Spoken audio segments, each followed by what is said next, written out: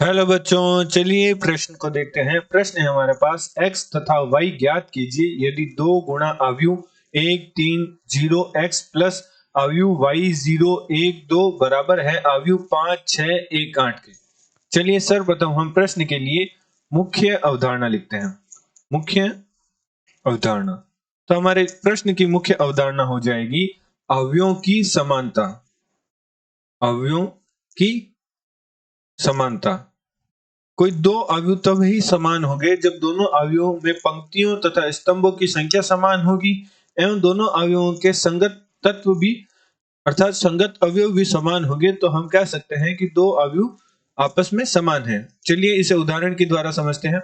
मान लीजिए एक अवयव है जो 2 गुणा 2 कोटि का है एवं द्वितीय अवयव है वो भी 2 गुणा 2 कोटि का है। प्रथम अवयव के अवयव हैं ए बी सी डी एवं द्वितीय अवयव के अवयव हैं एक्स वाई जेड डब्ल्यू। तो ये दो अवयव जब ही समान होंगे आपस में, जब दोनों अवयवों की कोटि समान होगी अर्थात दोनों अवयवों की पंक्तियों तथा स्तंभों की संख्या समान होगी, तो हम कह सकते हैं कि ये दोनों अवयव आपस में समान होंगे एवं उनके संगत तत्व भी आपस में समान होंगे। अर्थात a बराबर x होगा, b बराबर y होगा, c बराबर z होगा एवं d बराबर w होगा।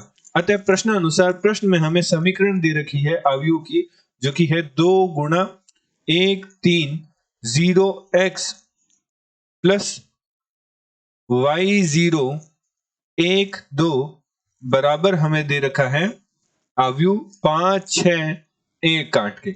और हमें प्रश्न में x तथा y का मान ज्ञात करने को कहा है। तो किसी अवयव में अचर राशि की गुणा प्रत्येक अवयव के साथ होती है। तो सर्वप्रथम हम 2 की गुणा करते हैं, तो हमारे पास 2 की गुणा करने से अवयव प्राप्त होगी बाएं पक्ष में 2 6 0 2x। तो जो दो अवयव के बाद था वह अवयव के प्रत्येक अवयव के साथ गुणा हुआ, तो हमारे पास अवयव प्राप्त हो गई। एवं हमारे पास जो दूसरी अवयव थी वह थी y 0 1 2 बराबर है अवयव दाएं पक्ष में अवयव है 5 6 1 8।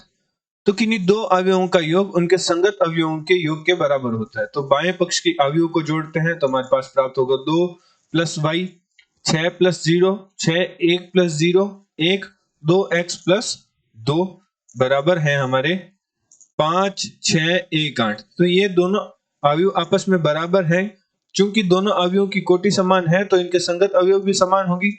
अतः 2y प्लस y है जो 5 के बराबर होगा एवं 2x प्लस 2 बराबर होगा 8 के। जहां से हमारे पास y का मान प्राप्त हुआ 5 माइनस 2 3 एवं x का मान प्राप्त हुआ 6 बटा 2 3। अतः हमें प्रश्न में x तथा y का मान ज्ञात करने को कहा था, तो हमारे पास x का मान प्राप्त हुआ 3 और y का मान प्राप्त हुआ 3। आशा करते हैं आपको प्रश्न का समझ आया होगा। धन्यवाद।